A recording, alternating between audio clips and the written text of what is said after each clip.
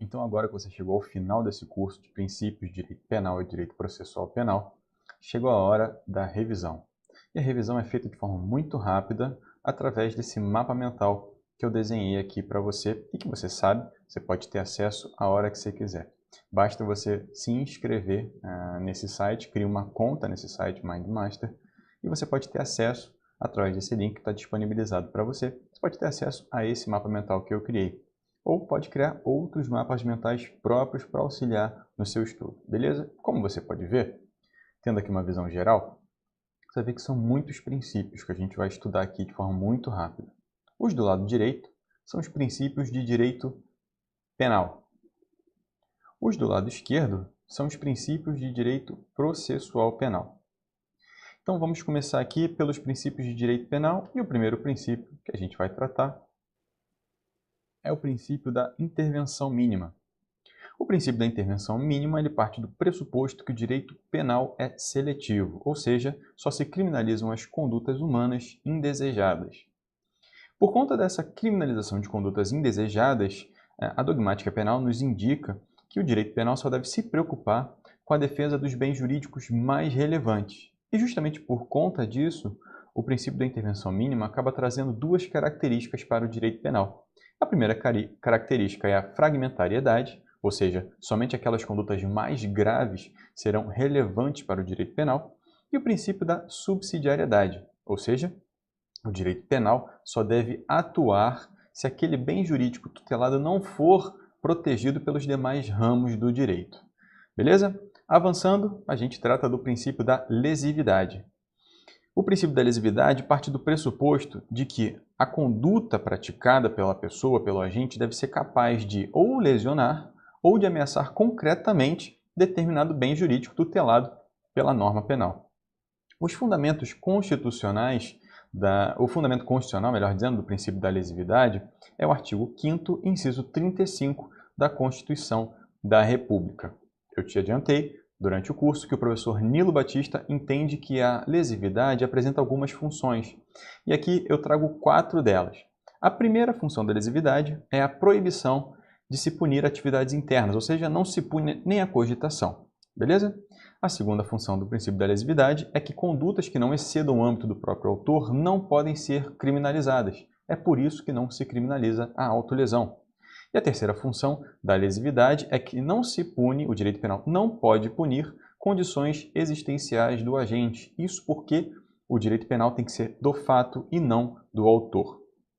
Além disso, por fim, não se pode punir características desviadas, ou seja, aquelas que não afetam determinado bem jurídico, mas apenas representam uma característica desviada do agente. Beleza? E aí a gente chega na seguinte pergunta: será que os crimes de perigo abstrato são constitucionais? Bom, o Supremo Tribunal Federal entende, e o STJ também entendem, que portar e possuir arma de fogo ou apenas munição são crimes.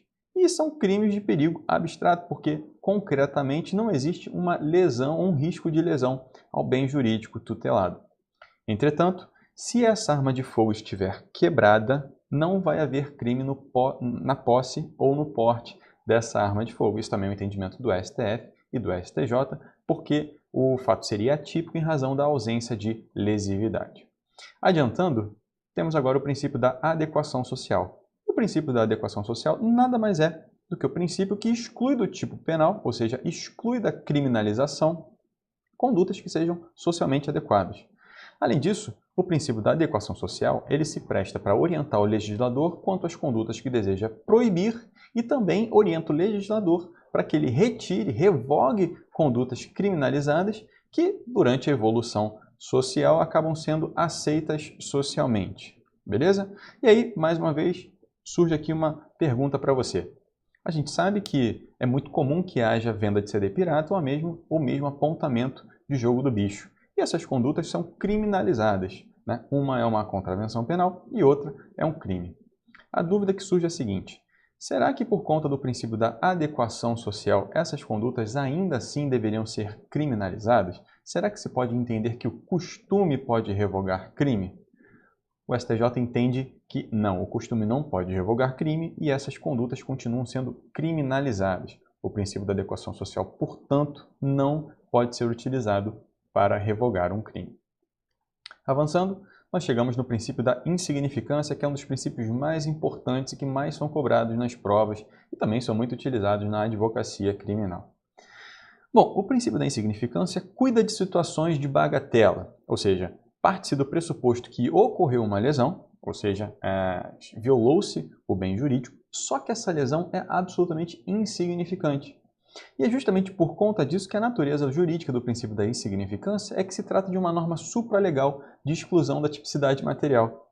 E aqui um OBS. O ministro Gilmar Mendes, tratando do princípio da insignificância durante seus votos, chegou a explicitar que o princípio da insignificância é um postulado hermenêutico e ele é voltado para a descriminalização de condutas formalmente típicas, ou seja, violou-se, a conduta está prevista no tipo penal, só que por conta da absoluta insignificância da lesão causada, a conduta não é típica do ponto de vista material. Bom, o Supremo Tribunal Federal criou alguns requisitos para que se aplique o princípio da insignificância. São 4 requisitos trazidos pela Corte Maior do Brasil. O primeiro requisito é mínima ofensividade da conduta. O segundo requisito é nenhuma periculosidade social da ação. O terceiro requisito é o reduzido grau de reprovabilidade do comportamento. O quarto e último requisito, trazido pelo Supremo, é a inexpressividade da lesão causada. Se você reparar, todos esses requisitos são de ordem objetiva, e é por isso que o professor Juarez Tavares afirma que os requisitos para a aplicação do princípio da insignificância são todos de ordem objetiva. Só que aí vem o STJ e cria um 5º requisito. Ele diz o seguinte: além de todos esses que o Supremo trouxe, o agente não pode ser um criminoso habitual. Beleza? Agora nós vamos avançar aqui para o entendimento do professor Luiz Flávio Gomes. Ele trata a infração bagatelar a partir de uma bifurcação. Ele diz que a infração bagatelar pode ser própria, ou seja, no caso existe uma insignificância do resultado ou daquela ação, que é basicamente o princípio da insignificância de que a gente está tratando aqui. Mas ele inova quando ele fala do princípio da infração bagatelar imprópria. Nesse caso, tem uma especificidade, porque nesse caso o fato é típico do ponto de vista formal e material, entretanto, na hora da aplicação da pena, se analisa sua desnecessidade. O fundamento normativo para isso é o artigo 59 do Código Penal, quando atribui ao juiz da causa a possibilidade de aplicar pena necessária e suficiente. Então ele entende que em determinados casos em que a pena seja desnecessária, ocorrerá uma infração bagatelar imprópria. Um exemplo aqui que a doutrina costuma trazer para esse caso é a reparação do dano no peculato culposo antes do trânsito em julgado, previsto no artigo 312, parágrafos 2º e 3º do Código Penal. Nesse caso, a extinção da punibilidade ocorrerá pela reparação do dano no peculato culposo. Nesse caso, seria um exemplo que a doutrina traz de infração bagatelar imprópria. Beleza? Agora vamos falar um pouquinho do porte de droga para consumo pessoal. Será que se houver uma absoluta insignificância da quantidade de droga, se for uma quantidade ínfima de droga, pode-se aplicar o princípio da insignificância? Nesse caso, há 2 correntes jurisprudenciais. O primeiro entendimento do STJ diz que não cabe aplicação do princípio da insignificância no uso de drogas. E por quê? Porque uma quantidade muito pequena de drogas, essa quantidade ínfima de drogas, é uma elementar do tipo e é um dos critérios para diferenciá-la do crime de tráfico de drogas. Além disso, no entender do STJ, o crime de porte de drogas para consumo pessoal, ainda que seja uma quantidade ínfima de droga, é um crime de perigo abstrato. Só que existe um precedente interessante do Supremo Tribunal Federal admitindo a aplicação do princípio da insignificância no caso de porte de pequena quantidade de droga para consumo pessoal. Você sabe, eu disponibilizei para você esse julgado no material complementar desse curso. Bom, além disso, vamos aqui, continuando no princípio da insignificância, vamos falar agora um pouquinho de crimes patrimoniais. Será que somente o valor do patrimônio é que deve ser analisado quando se aplica o princípio da insignificância? A gente viu durante o curso que a resposta é negativa. Outros elementos também devem ser avaliados. E aqui eu vou listar alguns para você. O valor sentimental do bem, a condição econômica da vítima, as condições pessoais do agente, as circunstâncias do delito e até mesmo as consequências do delito. Beleza? Então, prosseguindo no estudo do princípio da insignificância, surge mais uma dúvida. Será que o princípio da insignificância pode ser aplicado para réus reincidentes? Bom, aí a resposta tanto do STF e do STJ é que não. E por que não?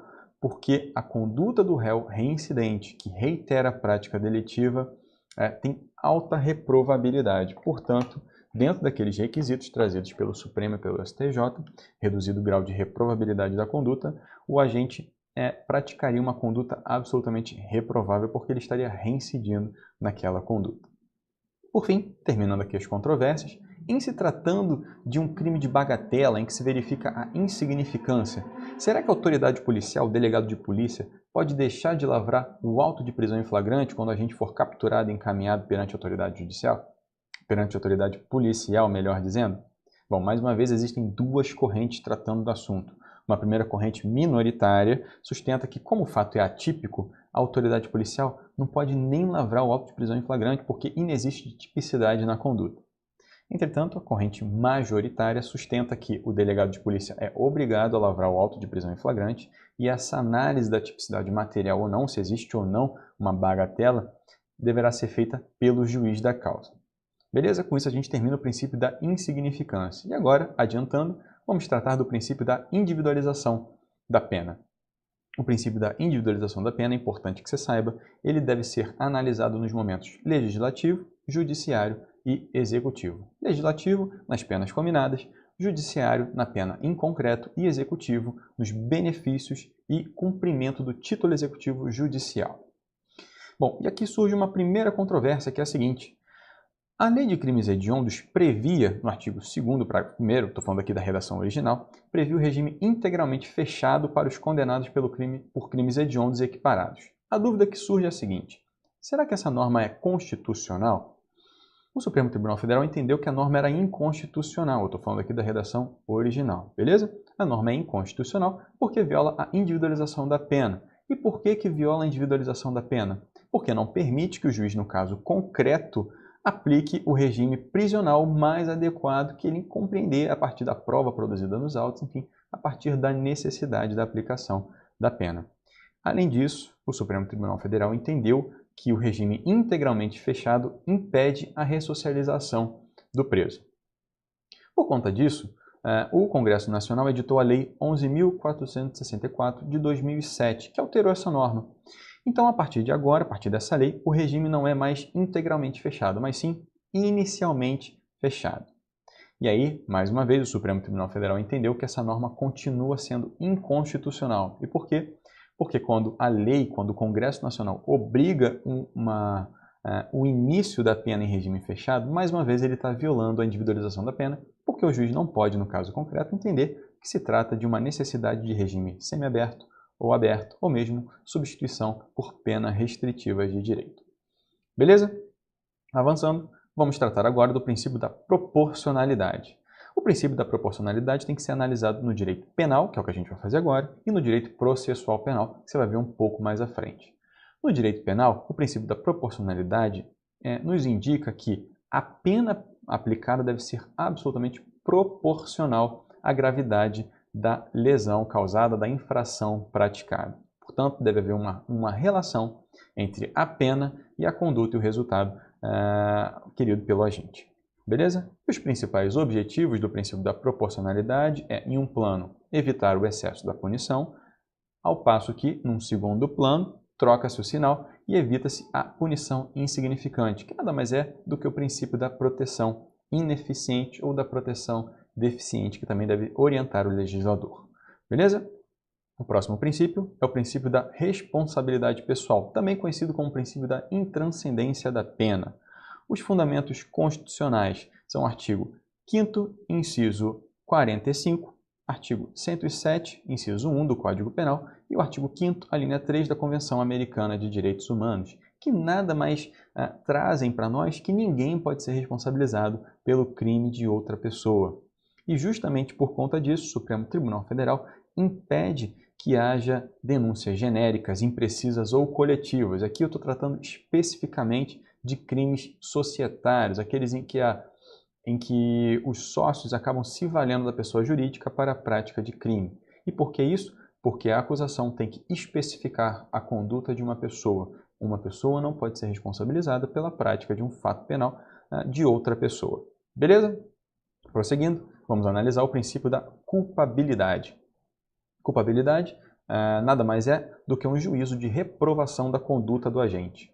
Só que esse conceito é insuficiente, porque a culpabilidade ela também integra o conceito analítico de crime. Lembra que crime é fato típico, ilícito e culpável? Ilícito ou antijurídico, né? E culpável? Esse terceiro aspecto do conceito analítico de crime é a culpabilidade. Além disso, a culpabilidade é também um princípio medidor da pena. E por quê? Porque ele está previsto dentre as circunstâncias judiciais do artigo 59. Na primeira fase da dosimetria da pena, o juiz deve analisar, dentre outros critérios, a culpabilidade do agente. E, por fim, o princípio da culpabilidade impede a responsabilidade penal objetiva. Você vai ver mais à frente que existe também o princípio da responsabilidade subjetiva no direito penal. E como ele impede a responsabilidade objetiva? Porque para que determinado resultado seja atribuído ao agente, é necessário que sua conduta tenha sido pelo menos dolosa ou culposa. Beleza? Vamos agora adiantar para o princípio da legalidade. O princípio da legalidade diz para nós que a lei, em sentido formal, é a única fonte do direito penal. E somente será a lei em sentido formal fonte do direito penal quando se tratar de proibição ou imposição de sanção a determinadas condutas. Beleza? Nada mais é do que o brocardo jurídico nullum crime, nulla pena, sine lege. Estão previstos no artigo 5º, inciso 39 da Constituição, artigo 1º do Código Penal, artigo 7º da Declaração Universal dos Direitos do Homem, artigo 9º da Convenção Americana de Direitos Humanos. O princípio da legalidade proíbe, dentre outras coisas, a retroatividade da lei penal maléfica, ou seja, uma lei penal posterior tratando de assuntos e incidindo efeitos sobre condutas anteriores praticadas. Também se proíbe a incriminação vaga e indeterminada, que nada mais é do que o princípio da taxatividade. Também se proíbe a criação de crimes ou fundamentação para agravar penas através do uso da analogia e também proíbe a criação de crimes ou penas pelo uso dos costumes. E aqui tem uma pergunta que eu faço para você.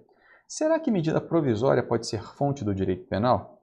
Bom, o entendimento majoritário é que para criar crimes ou combinar penas não pode se utilizar de medida provisória. Por quê? Porque seria um prejuízo para o réu.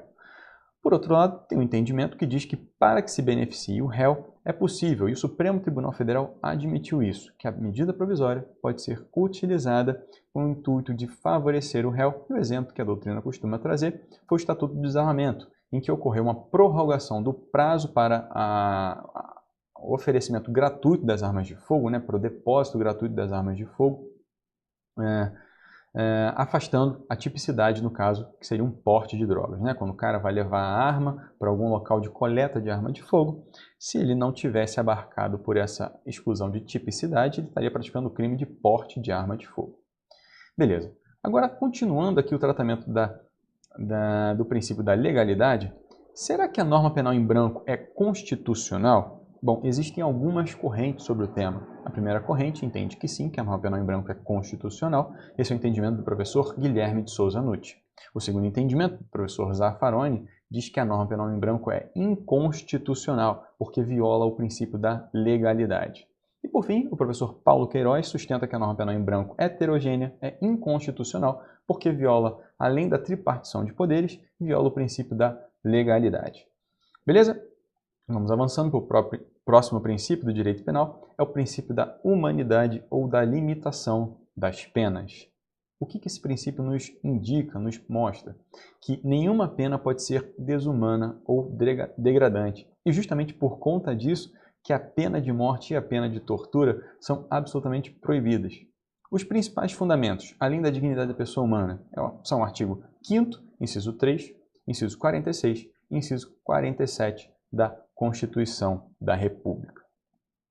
Prosseguindo no estudo, temos o princípio da responsabilidade penal subjetiva. Lembra que quando a gente falou do princípio da culpabilidade, que se proíbe a responsabilidade penal objetiva? Bom, o princípio da responsabilidade penal subjetiva diz que não basta que o agente pratique o fato.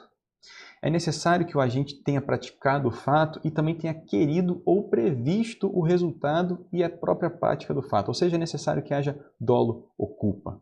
Portanto, se proíbe completamente a responsabilidade penal objetiva. Mas aqui tem duas exceções.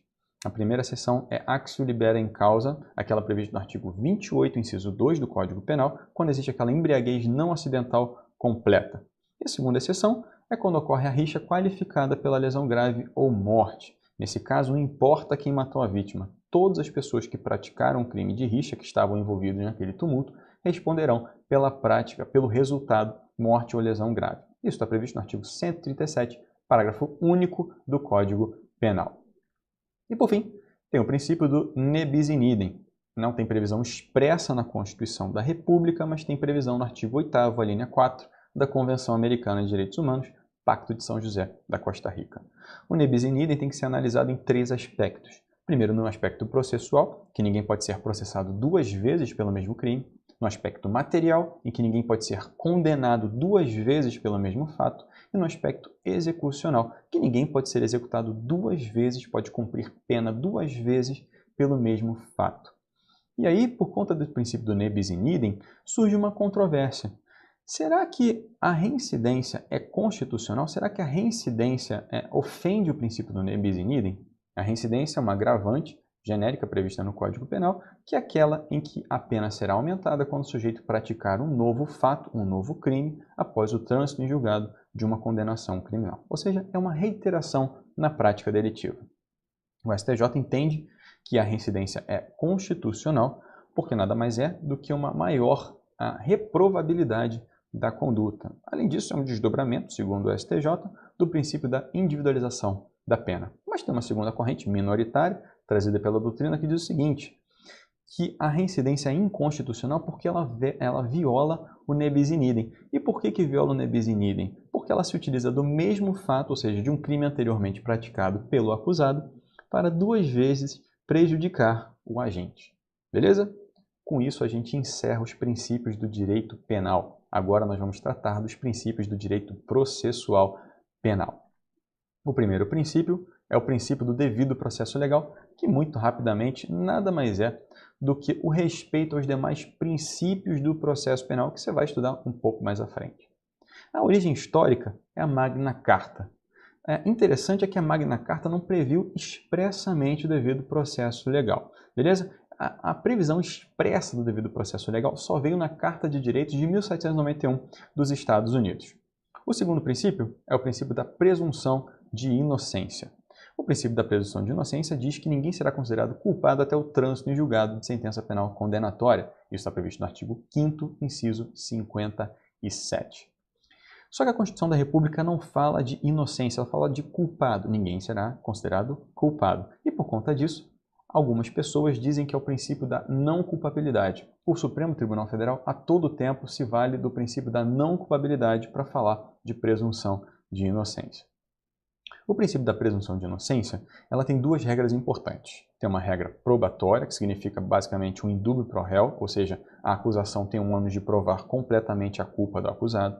E também tem uma regra de tratamento, que são a restrição das hipóteses de prisão cautelar, ou seja, aquelas que ocorrem antes do trânsito em julgado de uma sentença condenatória. Além disso, o professor Auri Lopes Júnior traz uma segunda classificação do princípio da presunção de inocência. Ele fala que a regra de tratamento ela possui uma dimensão interna ao processo, que é o princípio do indúbio pro réu e a excepcionalidade das prisões cautelares, e externa ao processo. Aqui ele está tratando da publicidade abusiva que prejudica a imagem do acusado. E, por fim, existe uma controvérsia doutrinária e jurisprudencial acerca da possibilidade da execução provisória da pena. O STF acabou evoluindo seu entendimento. No primeiro momento, o Supremo Tribunal entendia que a execução provisória da pena, ou seja, aquela que ocorre antes do trânsito em julgado da sentença penal condenatória, que hoje a gente está tratando como aquela que ocorre após a decisão em segundo grau de jurisdição, ofenderia a presunção de inocência. E justamente por conta disso, as súmulas 706 e 717 do Supremo Tribunal Federal diziam que a execução provisória da pena somente poderiam beneficiar o preso cautelar. Só que o Supremo Tribunal Federal alterou seu entendimento e recentemente decidiu que que poderá ocorrer execução provisória da pena, ainda que esteja pendente um recurso especial ou recurso extraordinário. E os principais fundamentos são: os recursos extraordinários não têm efeito suspensivo, e que o núcleo essencial da presunção de inocência se dá só até o segundo grau de jurisdição, até a segunda instância. Além disso, usou uma analogia com a lei de ficha limpa, que já permite a declaração de inelegibilidade do candidato a partir de uma decisão colegiada em segundo grau, e também entendeu que o princípio da presunção de inocência não pode conflitar completamente com o princípio da efetividade da jurisdição. Beleza? O próximo princípio é o princípio do contraditório, que tem fundamento constitucional no artigo 5º, inciso 55 da Constituição da República e nos artigos 155, 261 e 497 do Código de Processo Penal. Esses são os fundamentos normativos, são as hipóteses em que o princípio do contraditório estão previstos expressamente nessas normas que eu citei. O que significa basicamente o seguinte, que é necessário que haja respeito ao direito de informação e ao direito de participação das duas partes no processo.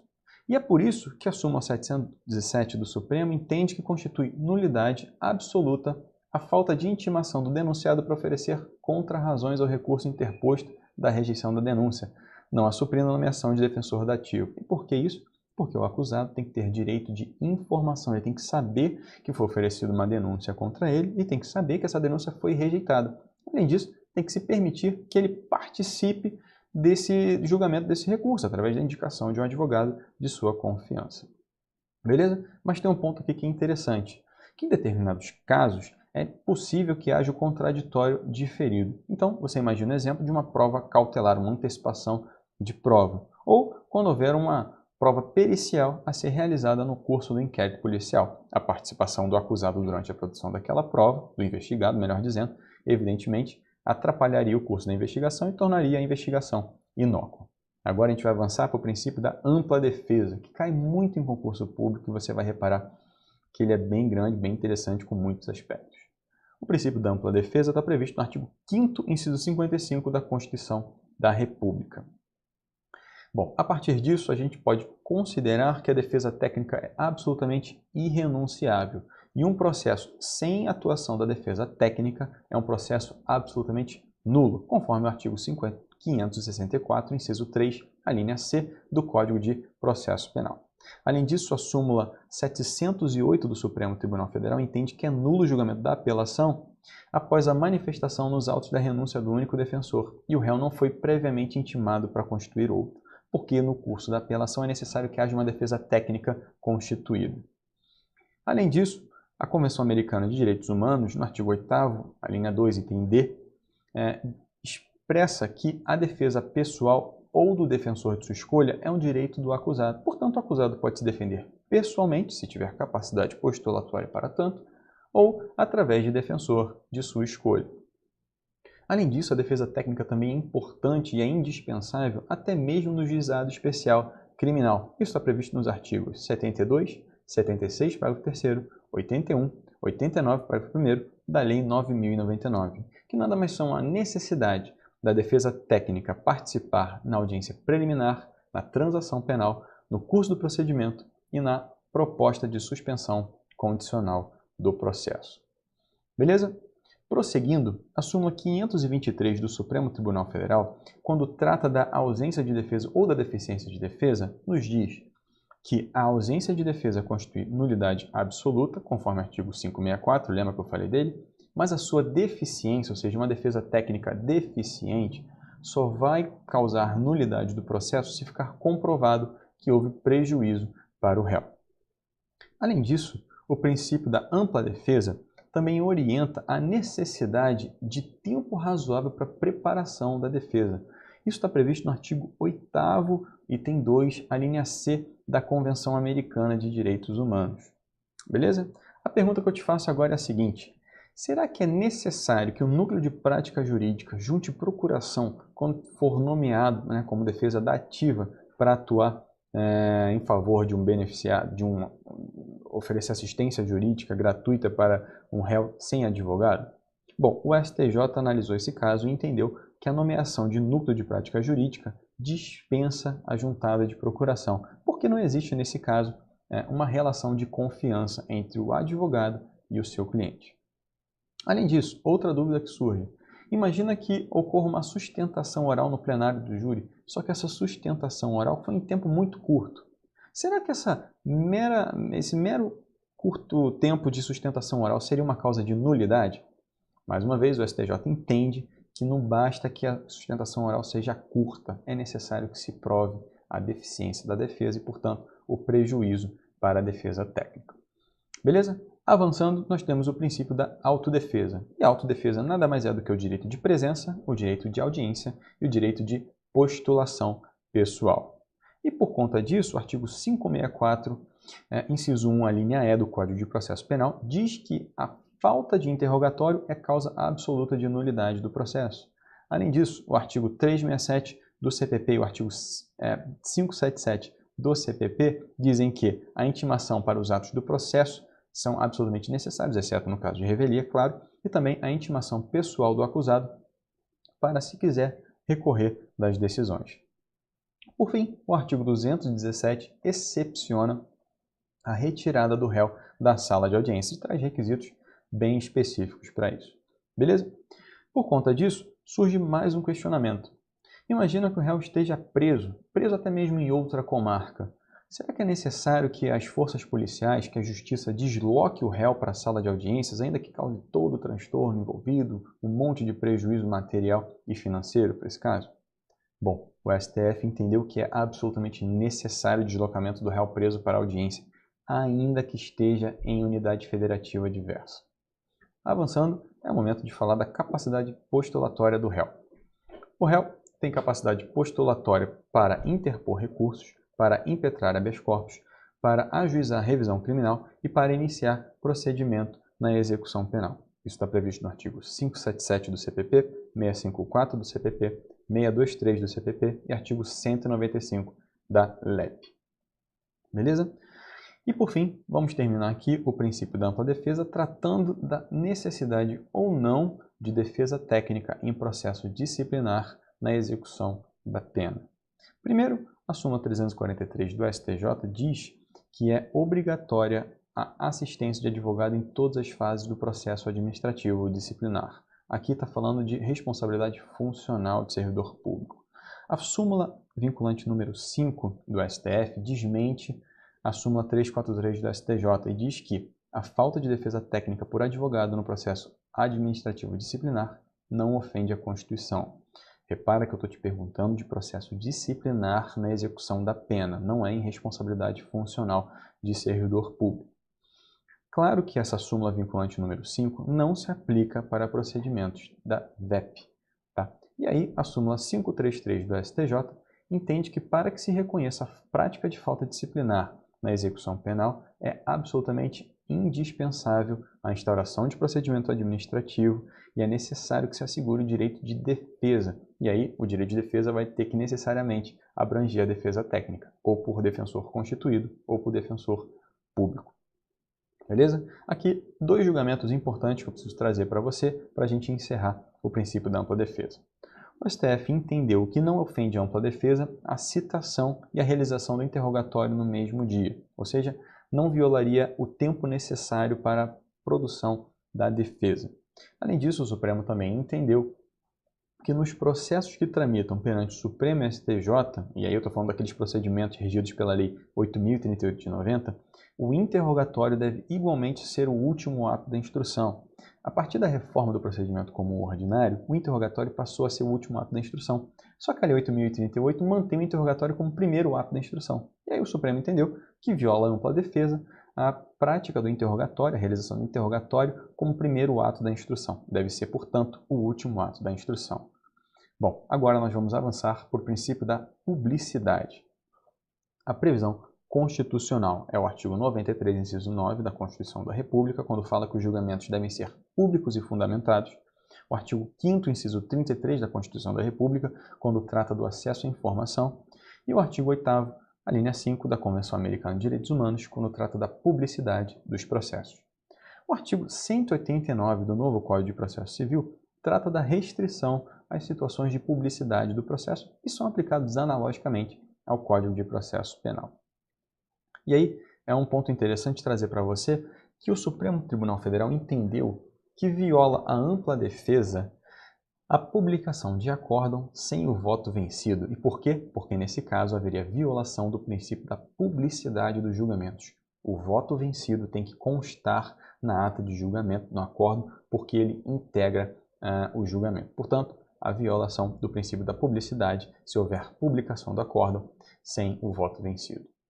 Adiante, temos que estudar o princípio da busca da verdade no processo penal. E aqui é importante que a gente já comece fazendo uma superação da dicotomia entre a verdade formal e a verdade material. Há doutrinadores que dizem que no processo civil somente a verdade formal é buscada, ao passo que no processo penal a verdade material é o objetivo de todo juiz. Só que a verdade sendo redundante, né? Só que o que se sabe atualmente, pela evolução do estudo da doutrina, é que só é válido no processo penal a verdade processual. Entretanto, o Código de Processo Penal ele é inspirado pelo princípio inquisitivo, que permite ao juiz buscar a verdade. O artigo 156, inciso 2 do Código de Processo Penal prevê isso. O artigo 196, o artigo 209 e o artigo 616 permitem que o magistrado, que o juiz investigue, produza e dirija provas. É o que se chama de princípio inquisitivo. E aqui tem um ponto interessante que é a chamada verdade consensual. É aquela que decorre de um acordo de vontade no juizado especial criminal. Adiante, temos o princípio da vedação da inadmissibilidade de provas ilícitas. Bom, o que são provas ilícitas? São aquelas obtidas em violação às normas constitucionais ou normas legais, aquelas que violam o ordenamento jurídico. A previsão constitucional é o artigo 5º, inciso 56 da Constituição da República e o artigo 157 do Código de Processo Penal. Aí a dúvida que surge é a seguinte: a Constituição da República diz que é possível que se viole o domicílio, que se invada o domicílio, no caso de prisão em flagrante do morador ou do agente que lá dentro esteja. Isso está previsto no artigo 5º, inciso 11 da Constituição da República. E aí, quais são as balizas para que o policial possa invadir a residência de alguém fora do horário previsto, quando ele acredita que existe uma situação de flagrante na residência, uma situação flagrancial? A jurisprudência traz algumas balizas para isso. Primeiro, a STJ diz que o ingresso da polícia no caso de flagrante tem que ser acompanhado de fundadas razões, que mostrem a ocorrência do crime no interior da residência. Não basta que haja uma mera intuição do agente e aí ele vai lá e invade a casa da pessoa. A intuição pode até autorizar a busca pessoal, aquela que ocorre em via pública, a busca pessoal no corpo humano, mas ela não justifica a invasão do domicílio sem o consentimento do morador. O Supremo Tribunal Federal, complementando esse entendimento, diz que mesmo no período noturno, só se pode entrar, invadir a residência em mandado judicial quando essas razões forem justificadas posteriormente, ou seja, a autoridade policial, as pessoas que participaram da diligência, têm que mostrar, fundamentar no boletim de ocorrência, enfim, no extrato da diligência, que havia as fundadas razões que mostravam que dentro daquela residência ocorreu uma situação de flagrante delito. E se não tiver isso, vai haver responsabilidade disciplinar, civil e penal. Além disso, vai haver nulidade da prova produzida do ato processual praticado. Beleza? E por fim, ainda tratando de invasão de domicílio, o STJ entende que não se pode ingressar na residência do indivíduo, óbvio, sem autorização, sem mandado, pelo simples fato de haver denúncias anônimas. Beleza?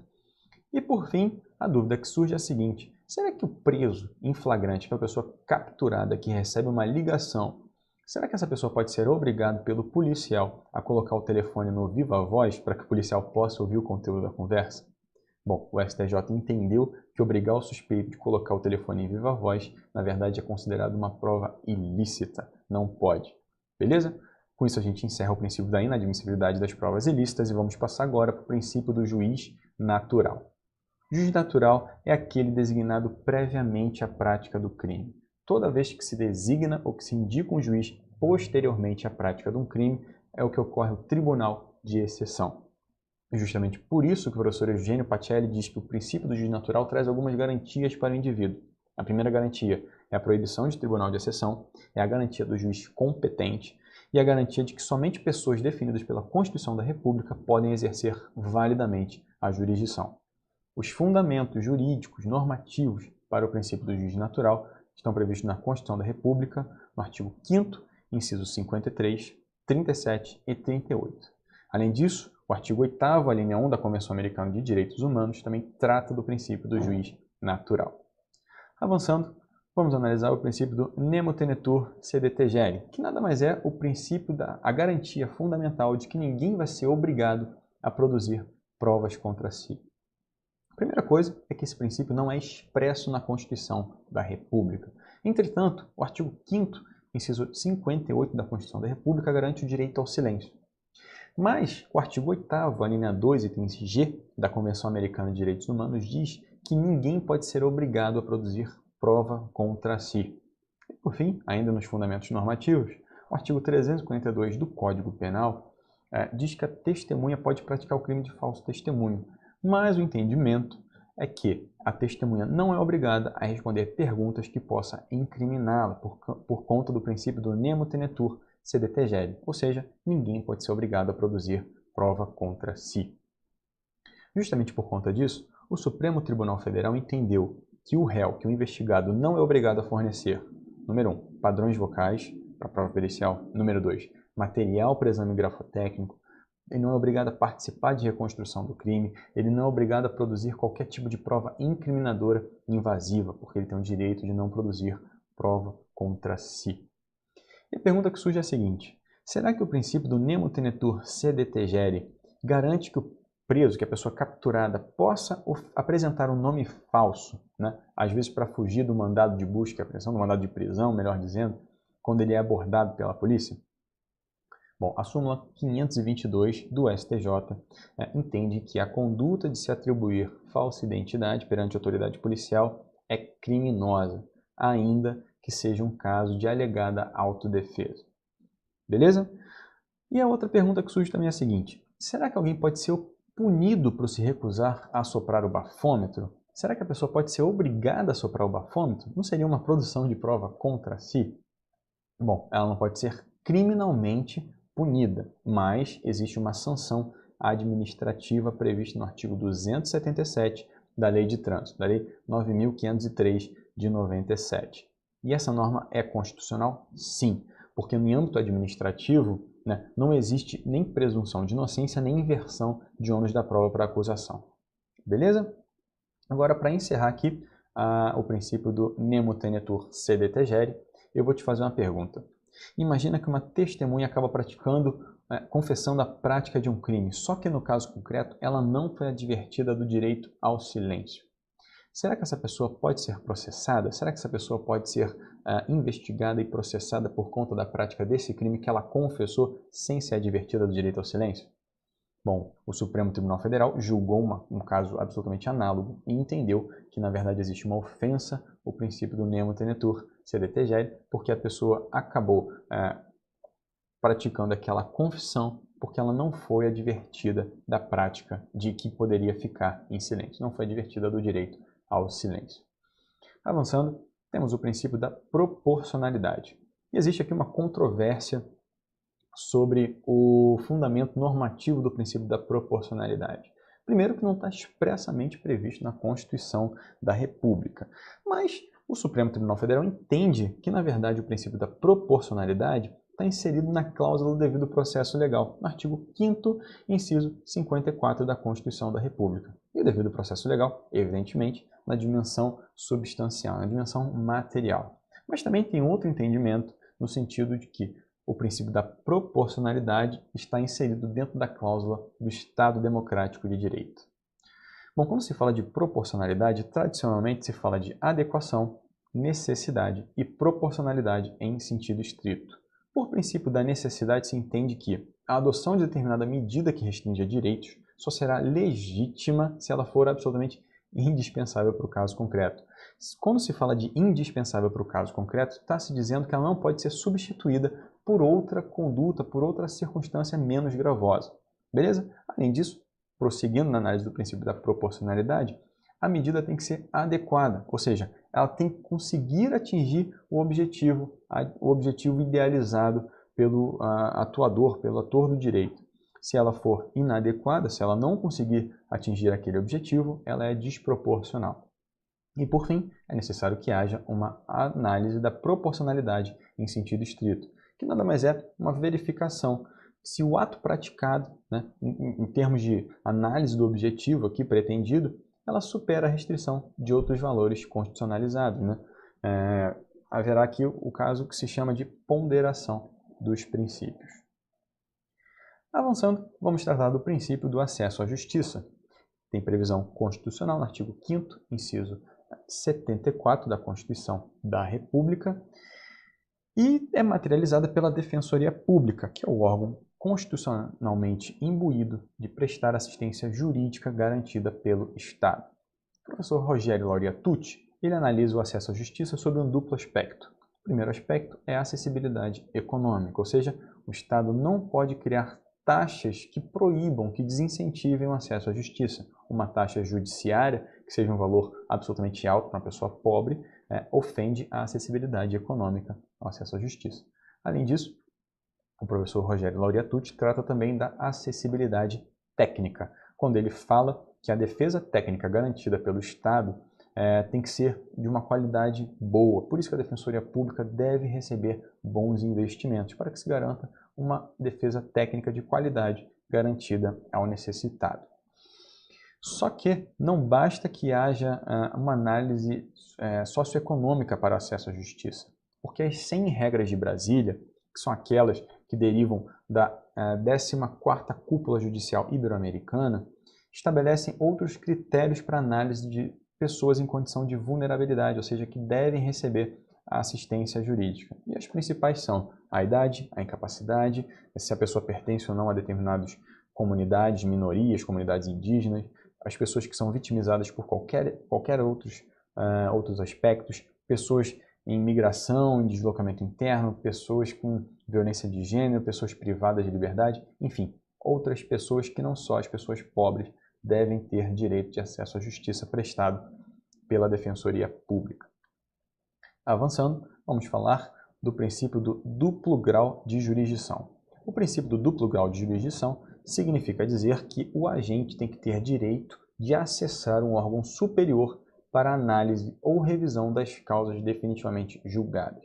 O professor Tourinho Filho entende que o fundamento do duplo grau de jurisdição é a falibilidade humana e o inconformismo das partes. O juiz é uma pessoa, pode cometer um equívoco, e toda pessoa que não consegue ter sua pretensão satisfeita acaba ficando inconformada e, portanto, quer recorrer daquela decisão. A professora Ada Pellegrini entende que o princípio do duplo grau é um princípio constitucional implícito, ou seja, não está previsto na Constituição da República, mas está implicitamente materializado na Constituição da República. Entretanto, o artigo 8º, a linha 2, item H da Convenção Americana de Direitos Humanos, fala do princípio do duplo grau de jurisdição, quando diz que todo culpado pode recorrer a uma instância superior. E aqui é uma observação que eu faço para você. O Pacto Internacional de Direitos Civis e Políticos, estou falando do artigo 14, a linha 5, ele fala também do princípio do duplo grau de jurisdição, mas ele traz necessariamente que o princípio do duplo grau tem que estar em conformidade com a lei. E por isso que surge a dúvida. Será que nos crimes de competência originária do Supremo, no julgamento dos crimes cometidos por autoridades com foro por prerrogativa de função, que devem ser julgados pelo Supremo Tribunal Federal, será que existe o princípio do duplo grau? Porque se o Supremo é a última instância a julgar, a quem se recorrerá? Bom, na Ação Penal 470, o Supremo Tribunal Federal disse que, embora o princípio do duplo grau esteja previsto na Convenção Americana de Direitos Humanos, a Constituição da República não previu recurso ordinário na ação penal de competência do Tribunal Superior, do Supremo Tribunal Federal, para esses réus. E, portanto, o Supremo Tribunal Federal entendeu que os embargos infringentes previstos nas ações penais de competência do Supremo acabam suprindo essa exigência aí da Convenção Americana de Direitos Humanos do duplo grau de jurisdição. Avançando, nós vamos falar do princípio da dignidade da pessoa humana. A dignidade da pessoa humana nada mais é do que um dos fundamentos da República Federativa do Brasil e tem por objetivo, ela orienta a aplicação de todo o ordenamento jurídico. todo o ordenamento jurídico tem que ser pautada no princípio da dignidade da pessoa humana. E é por isso que parte da doutrina diz que o princípio da dignidade da pessoa humana é o epicentro axiológico de todo ordenamento jurídico. Em torno da dignidade da pessoa humana, todas as normas devem gravitar. Para ter aqui um conceito um pouco melhor, um pouco mais concreto, significa dizer que cada pessoa é um fim em si mesmo. Se cada pessoa é um fim em si mesmo, ela jamais poderá ser utilizada como instrumento pelo Estado. O fundamento constitucional, como eu disse, artigo 1º, inciso 3 da Constituição da República, dos fundamentos da Constituição da República. Além disso, a dignidade da pessoa humana também está prevista no artigo 1º da Declaração Universal dos Direitos do Homem. E também, em tratado internacional, está previsto no artigo 5º, a linha 2 do Pacto de São José da Costa Rica, a Convenção Americana de Direitos Humanos. E aí eu te pergunto, como que funciona o uso de algemas? Porque o uso de algema acaba sendo degradante, repete os grilhões da escravidão e remete ao momento em que as pessoas eram privadas de suas liberdades da forma mais grotesca possível. E justamente por conta disso, por conta dessas limitações à dignidade da pessoa humana, o Supremo Tribunal Federal estabeleceu algumas balizas na súmula vinculante 11 do Supremo Tribunal Federal. Prosseguindo, nós vamos falar agora da duração razoável do processo. Para começar, tem previsão constitucional. Está previsto no artigo 5º, inciso 58 da Constituição da República. Além disso, tem previsão em tratados internacionais de direitos humanos, no artigo 7º, a linha 5 do Pacto de São José da Costa Rica da Convenção Americana de Direitos Humanos. Duração razoável do processo, por conta da dificuldade de se estabelecer o que é razoável, acaba trazendo alguns critérios pela doutrina. O primeiro critério é a complexidade da causa, o segundo critério é a conduta do acusado dentro do processo e o terceiro critério é a conduta do juiz dentro do processo. A partir desses três critérios, vai se analisar se no caso concreto está havendo ou não duração razoável do processo. Só que o Código de Processo Penal e a própria legislação trazem alguns prazos específicos. O prazo para o encerramento do inquérito policial, no caso de investigado preso, é de 10 dias. Isso está previsto no artigo 10 do Código de Processo Penal. No caso de inquéritos policiais de competência da Justiça Federal, o caso é de 15 dias, podendo ser prorrogável por mais 15 dias. Isso está previsto no artigo 66 da Lei 5.010 de 1966. Além disso, no caso de crime de drogas, em réu preso no caso de crime de drogas, o prazo para o encerramento do inquérito policial é de 30 dias, podendo ser prorrogável por mais 30 dias. Isso está previsto no artigo 51 da Lei 11.343 de 2006. Já adiantando para o oferecimento da denúncia, se o réu estiver preso, o prazo é de 5 dias, isso está previsto no artigo 46. Para o encerramento do procedimento, se for procedimento comum ordinário, o prazo é de 60 dias, isso está previsto no artigo 400 do Código de Processo Penal. Se for procedimento comum sumário, o prazo vai ser de 30 dias, isso está previsto no artigo 531 do CPP. E se for um procedimento do Tribunal do Júri, o tempo para encerrar a primeira fase do procedimento, a fase de instrução, é de 90 dias, isso está previsto no artigo 412 do CPP. Agora, se se tratar de crime de organização criminosa, o prazo para encerramento da instrução é de 120 dias no caso de réu preso. Isso está previsto no artigo 22, parágrafo único da Lei 12.850 de 2013. Mas aqui eu te faço uma advertência. Tanto o Supremo Tribunal Federal quanto o STJ entendem que esses prazos previstos na legislação e no Código de Processo Penal não passam de uma recomendação. E que no caso concreto, a partir desses critérios que eu trouxe para você, é possível que se possa superar um pouco esse prazo por conta do princípio da razoável duração do processo, do princípio da proporcionalidade. A depender de uma causa complexa, de uma conduta do acusado, de uma conduta do juiz, é possível que haja aí um abrandamento desses prazos processuais. E, por fim, temos o princípio da motivação das decisões judiciais, que também tem igualmente previsão na Constituição da República, no artigo 93, inciso 9, e também está previsto no artigo 381, inciso 3 do Código de Processo Penal, quando falam que a decisão será sempre motivada. É necessário que haja uma motivação, a gente precisa entender como que o juiz chegou naquela conclusão. O professor Antônio Magalhães Gomes Filho fala que o princípio da motivação das decisões judiciais é uma garantia política a todos nós, à sociedade. Por quê? No primeiro momento, porque impõe limite ao exercício da jurisdição. Por que isso? Porque o juiz ele tem que submeter as razões da decisão dele à opinião pública. Além disso, permite também, como garantia política, que haja uma participação popular na administração da justiça. E por quê? Porque o juiz tem que apresentar para a população um discurso racional e coerente de como que ele chegou àquela decisão. E esse discurso racional ele tem que estar, de alguma forma, coerente com os valores que são difundidos e aceitos naquela comunidade, com a ideologia daquela comunidade. Beleza? E aí, duas perguntas para encerrar essa nossa revisão. A primeira pergunta é a seguinte: será que a decisão que recebe a denúncia precisa ser motivada? Bom, tem duas correntes. Uma primeira corrente entende que sim, essa corrente é minoritária, mas o Supremo Tribunal Federal entende que é desnecessária a motivação da decisão que recebe a denúncia. Por que isso? Porque essa decisão não é propriamente entendida como decisão judicial para os fins do artigo 93, inciso 9 da Constituição da República. E para encerrar, a pergunta que surge é: será que se admite a fundamentação per relationem, ou seja, aquela que se relaciona, que apenas repete o argumento de uma das partes? Há duas correntes. A primeira corrente é do Supremo e do STJ, que entende que sim. E por quê? Porque ainda que ela se remeta aos argumentos trazidos pelas partes, elas são baseadas em fatos concretos, ou seja, é um desserviço que se haja uma transcrição de fatos concretos trazidos pelas partes. Só que o professor Antônio Magalhães Gomes Filho entende que a decisão será absolutamente nula porque não supre o princípio da motivação das decisões judiciais. Com isso, a gente termina. Olha a quantidade de princípios que você estudou nessa revisão. Eu espero que isso te ajude para uma revisão rápida de véspera de prova, para que você consiga aí complementar os seus estudos. E mais uma vez, eu te convido a entrar nesse site que eu fiz aqui, essa revisão dos princípios de direito penal e direito processual penal. E você consegue ter acesso a isso que eu fiz e também criar uma conta gratuita para que você consiga também criar os seus próprios mapas mentais e conseguir estudar, fazer uma revisão das matérias de sua preferência. Beleza? Então, muito obrigado aí, te espero no próximo curso.